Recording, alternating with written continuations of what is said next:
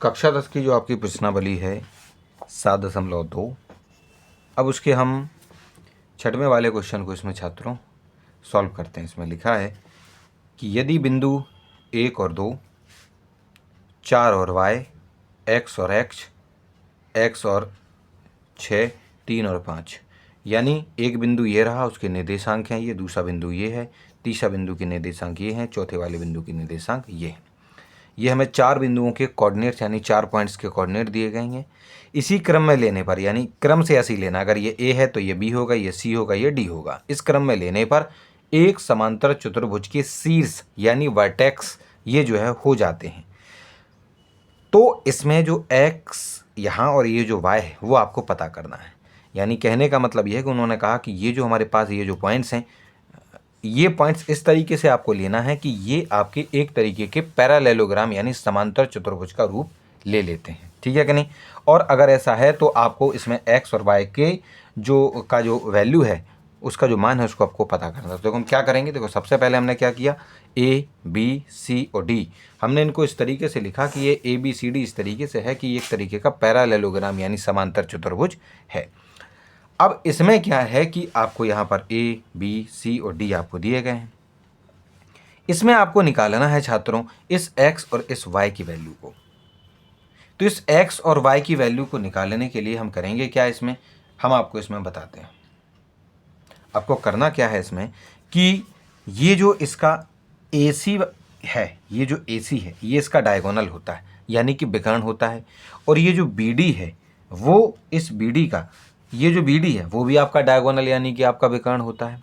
तो इसमें जहाँ पर ये दोनों एक दूसरे को कट करते हैं, एक चीज़ का आपको ध्यान रखना है कि ये एक तरीके की आपके इस पैरालेलोग्राम यानी समांतर चतुर्भुज की ये विशेषता होती है कि ये जहाँ पर भी इनके जो विकर्ण हैं यानी इसके ये जो विकर्ण हैं यानी ये जो इसके डायगोनल हैं, जहाँ पर भी एक दूसरे को इंटरसेक्ट यानी कि आपके प्रतिच्छेद करते हैं, काटते हैं एक दूसरे को, वहाँ पर ये उसको आपका जो है आधे आधे में उसको बांट देते हैं, आधे आधे हिस्से में इसको बांट देते हैं। यानी कहने का अर्थ ये होगा कि अगर ये बिंदु हमारा P है तो A से P की दूरी और P से C की दूरी बराबर रहेगी, और B से P की दूरी और P से लेके D तक की दूरी, ये दोनों दूरी बराबर हो जाएंगी, ये दोनों दूरी बराबर होंगी और ये दोनों दूरियां बराबर हो जाएंगी। यानी इसमें जो AP है, AP आपका PC के बराबर होगा, और यहाँ पर ये जो BP है, BP आपका इस PD के बराबर होगा। यानी ये बराबर बराबर उसको क्या कर देता है, प्रतिच्छेद कर देता है। तो इसका क्या मतलब हुआ, इसका मतलब ये हुआ है कि ये जो P है छात्रों, इस BD दूरी का मध्य बिंदु है, यानी कि आपका ये मिड पॉइंट है। तो जब हम इसके निर्देशांक निकालेंगे, तो जो मध्य बिंदु वाला जो आपका फॉर्मूला होता है, जिसमें कि आपका वो जो M1, जैसे ये हमारी देखो यहाँ पर ये आपकी एक लाइन हो गई है, जैसे यहाँ हमने ये B था आपका और यहाँ पर ये D था, इसके बीचों बीच बिंदु हमने P माना।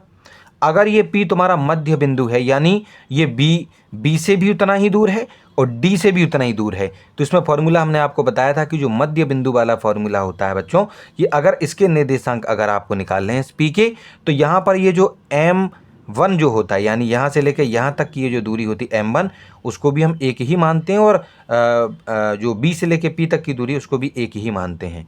ठीक है कि नहीं? तो इसके लिए फॉर्मूला हमारा एक नया तैयार होकर आया था, उसमें था सीधा सा x1 और x2 आप इसमें लिख देते हैं प्लस में, और बटे में आप यहाँ 2 लिख देते हैं, सिंपल सा। अगर इस P का हम x वाला ये जो निर्देशांक यानी कोऑर्डिनेट निकालना चाहते थे, तो जब ये कोई भी कहीं पर भी अगर हमें मध्य बिंदु दिया जाए, मिड पॉइंट दिया जाए, तो सीधा x1 प्लस x2 बटे में हमें 2 कर देना होता है, और इस x का जो भी निर्देशांक होगा इस मध्य बिंदु के x के स्थान पर जो भी चीज़ होगी वो हमें प्राप्त हो जाती है। और वहीं पर y, इसका जो y वाला निर्देशांक होगा उसके लिए सीधा सा y1 और प्लस में y2 और बटे में 2 कर देते हैं। तो यहाँ पर जो आपका y का निर्देशांक, y वाला जो निर्देशांक होता है, कोऑर्डिनेट होता है इस मध्य बिंदु P का, वो हमें यहाँ पर प्राप्त हो जाता है। ठीक है? तो इसमें क्या होगा कि जब आप BD के लिए अगर आप देखोगे तो P के निर्देशांक भी आप इसी प्रकार से निकालोगे, और हम जानते हैं कि इस AC का भी तो यही मध्य बिंदु है आपका। ये जो आपका AC होगा, यहाँ A है, यहाँ C है, उसका भी तो ये मध्य बिंदु है P। तो उसके लिए भी आप जब निकालेंगे इसके x और y के निर्देशांक, तो उसमें भी आपको यही x1 और x2 लिखना है। यानी कहने का मतलब यह है कि आप इधर से भी जब इसके निर्देशांक निकालोगे और इधर से भी निर्देशांक निकालोगे, और दोनों को आपस में बराबर रखोगे, क्योंकि बिंदु तो आपका P ही है। आप P के ही निर्देशांक निकाल रहे हैं, चाहे आप BD के माध्यम से निकाल रहे हों और चाहे आप AC के माध्यम से निकाल रहे हों। ऐसा तो नहीं है कि निर्देशांक इधर उधर हो जाएंगे, क्योंकि बिंदु तो एक ही है। तो निर्देशांक दोनों के ही हमें क्या करने हैं, बाद में इस तरीके से आपको बराबर रखने हैं। AC और BD दोनों के लिए आप जब यहाँ पर AC के हिसाब से जब आप यहाँ पर P के निर्देशांक निकालेंगे और BD के हिसाब से जब आप P के निर्देशांक निकालेंगे, तो दोनों को आपको बराबर रखकर यहाँ पर चलना है। ठीक है, चलो, तो ये तो थोड़ा सा हमने आपको इस क्वेश्चन के बारे में समझाया कि आपको इसमें आखिरकार करना क्या है।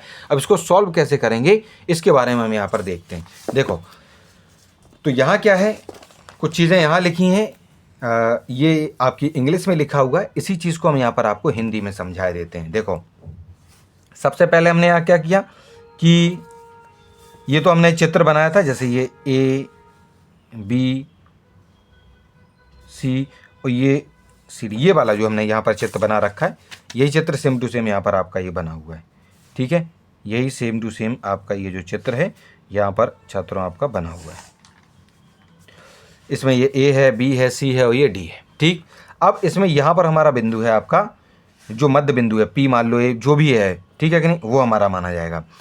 तो यहाँ पर हम क्या कर रहे हैं, देखो यहाँ लिखा है कि given that point ABCD are vertices of parallelogram, यानी ये जो ABCD हैं वो उसके जो है क्या हैं, आपके शीर्ष हैं किसी भी एक समांतर चतुर्भुज के। ठीक है, और उसके अलावा the diagonal of parallelogram bisect each other, यानी कि आपका ये जो डायगोनल है, यानी ये जो आपका विकर्ण है, विकर्ण यानी ये जो AC और BD हैं वो एक दूसरे को आपके जो है बराबर बराबर हिस्सों में जो है प्रतिच्छेद कर देते हैं। ठीक है कि नहीं।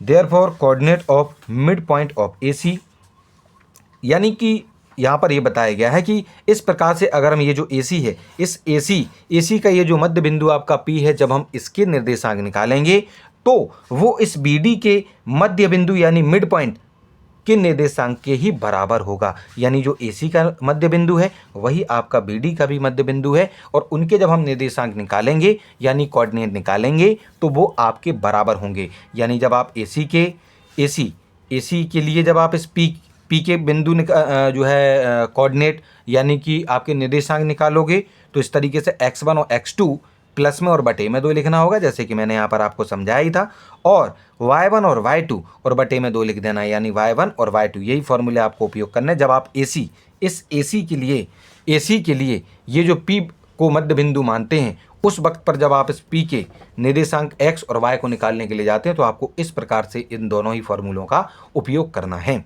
और साथ में क्योंकि हम जानते हैं ये बराबर था, मैंने पहले ही आपको समझाया कि वो क्योंकि इस BD का भी आपका ये जो P है आपका मध्य बिंदु है यानी मिड पॉइंट है, तो उसके भी जो निर्देशांक होंगे वो इसी AC का जो मध्य बिंदु है P उसके ही बराबर आपके होने वाले हैं। तो यहाँ पर आप जब BD के लिए जब निकालेंगे, BD के लिए भी सेम टू सेम आपको वही फॉर्मूला उपयोग करना है, क्योंकि वो P वहाँ पर भी मध्य बिंदु है, तो x1 प्लस x2 और बटे में 2 लिखना है, और y1 प्लस y2 और बटे में आपको 2 लिखना है। तो चाहे आप इस प्रकार से P के निर्देशांक निकालें AC के माध्यम से, या जब आप BD के माध्यम से P के निर्देशांक निकालें, तो निकलने तो P के ही निर्देशांक हैं, यानी सेम निर्देशांक यानी सेम कोऑर्डिनेट निकलेंगे, इसलिए इन दोनों को यहाँ पर बराबर रख देना है। सबसे इंपॉर्टेंट बात केवल इतनी ही है समझने लायक, बाकी तो आगे सॉल्यूशन हम खुद कर लेंगे। मोस्ट इंपॉर्टेंट बात यहाँ तक समझने की थी। अब हम क्या करेंगे, कुछ नहीं, AC है तो A और C के हिसाब से x1 और x2 क्या होगा, A और C के हिसाब से आपका x1 और x2 आपका x1 और y1 ये होगा, और x2 और y2 आपका ये होने वाला है। तो आप इसमें क्या करेंगे कि इसमें x1 आपका 1 है तो उसकी जगह पर हमने 1 लिखा, प्लस लगाएंगे x2 आपका ये x है, हमने x लिखा, और अपॉन में यानी बटे में आपका फॉर्मूले के हिसाब से 2 होता है, हमने 2 लिखा। यहाँ पर आपको कॉमा लगाना है, और y1 बच्चों 2 होगा तो y1 की जगह पर हमने 2 लिखा, प्लस लगाएंगे, और y2 आपका 6 होगा तो y2 की जगह पर बच्चों हम 6 लिख देंगे, और बटे में यानी अपॉन में 2 होता है तो हमने अपॉन में 2 लिख दिया, ब्रैकेट बंद। तो AC के लिए जो AC के हिसाब से जो P के निर्देशांक होंगे वो ऐसे निकलेंगे, और BD के हिसाब से तो BD यानी B और छात्रों डी, ये बी डी के हिसाब से जब आप इसके निर्देशांक निकालोगे तो आपको x1 आपको 4 मिलेगा देखने को, x1 आपका बी और डी। चलो तो इसमें इस db को मान लिया गया, तभी x1 के स्थान पर आपने यहाँ पर ये 3 लिखा। हम यहाँ पर 4 लिख सकते हैं, हम यहाँ पर 4 लिख देंगे, कोई दिक्कत नहीं, हम यहाँ 4 भी लिख सकते हैं, ऐसी कोई दिक्कत की बात नहीं है, ठीक है कि नहीं। लेकिन चलो db के हिसाब से db देख लेते हैं, bd या db। तो यहाँ पर x1 यहाँ पर माना गया है आपका 3, तो x1 के स्थान पर 3 लिख दिया, प्लस x2, तो फिर x2 इसको मानना पड़ेगा, तो आपका 4 हो जाएगा, x2 के स्थान पर 4 है, और बटे में आपके हमें 2 लिखने हैं। और उसके बाद y1, तो y1 कितना, y1 फिर आपको 5 मानना होगा, 5 लिखा। y2 कितना, y2 आपके स्थान वहाँ पर लिखा हुआ केवल y, हम y लिख देंगे, और बटे में आपको 2 लिखना, हम 2 लिख देंगे। इसके बाद देखिए यहाँ पर क्या है, देखिए ये 1 प्लस x और बटे में 2, ये तो यही सेम रहेगा, लेकिन ये जो 2 प्लस आपकी ये जो 6 हैं, 2 और 6 आपस में जुड़ेंगे तो 8/2 आ जाएगा, ठीक है कि नहीं। तो यहाँ क्या लिखा हुआ, 8/2, ठीक। और बराबर में bd कितना है आपका, 3 + 4, यानी 3 और 4 को जोड़ोगे तो 7/2 आएंगे, और ये चीज़ तो सेम ही रहेगी, ठीक है। तो यहाँ पर bd में 7/2 हो गया, और 5 + y/2 था, वो सेम टू सेम ही रहेगा। अब इन दोनों में हम क्या करेंगे, इन दोनों में आपको ये देखना है, क्योंकि देखो आपको क्या करना पड़ेगी, तुलना करनी पड़ेगी, कंपेयर करना पड़ेगा। क्योंकि देखिए छात्रों, जब आप AC के हिसाब से P के निर्देशांक निकालेंगे, यानी पहला वाला x निकालेंगे, तो AC के हिसाब से भी जो x होगा और BD के हिसाब से भी जो x होगा, AC और BD के हिसाब से जो x होंगे वो आपस में बराबर होने चाहिए। तो हमने क्या किया, दोनों को यहाँ पर बराबर रखा, और AC के हिसाब से जो y होगा और BD के हिसाब से जो y होगा, दूसरे नंबर पर आपका y होता है, तो ये दोनों y भी आपके बराबर होंगे। तो इन दोनों को भी हमने यहाँ पर बराबर लिख लिया, 5y/2 और बराबर में 8/2। इस तरीके से लिखने से होगा ये कि यहाँ पर जब हम इसको हल करेंगे, पक्षांतर वगैरह करेंगे जब आप इसका, तो यहाँ पर आपको x की वैल्यू मिल जाएगी, और यहाँ पर जब आप पक्षांतर वगैरह करेंगे तो आपको y की वैल्यू यहाँ पर प्राप्त हो जाएगी। तो यही सारी चीज़ें आपको इसमें करनी है। हम क्या करेंगे, यहाँ पर छात्रों 1 + x था, हमने 1 + x लिखा, लेकिन ये जो 2 था वो यहाँ पर हमारा भाग में है, उसको हम ले जाएंगे उधर जब हम इसका पक्षांतर करेंगे, ट्रांसपोजिशन करेंगे। तो ये भाग में था, इधर जाके आपका गुणा में हो गया, मल्टीप्लाई में हो गया। तो इस 2 से 2 को हम काट देंगे बाद में, तो कितना बचेगा, यानी 1 + x के बराबर में अकेला 7 बचेगा। उसके बाद इस 1 को भी हम इधर भेज देंगे, पक्षांतर कर देंगे, ट्रांसपोजिशन करेंगे, तो आपका ये माइनस का हो जाएगा, तो x बचेगा, और 7 के साथ ये जो 1 है वो माइनस में पहुंच जाएगा। उसके बाद जब 7 में से 1 आप कम करेंगे, घटाएंगे, तो 6 बचेगा, यानी x की वैल्यू आपकी कितनी हो जाएगी, 6। तो यहाँ पर x की वैल्यू आप इस प्रकार से प्राप्त करेंगे।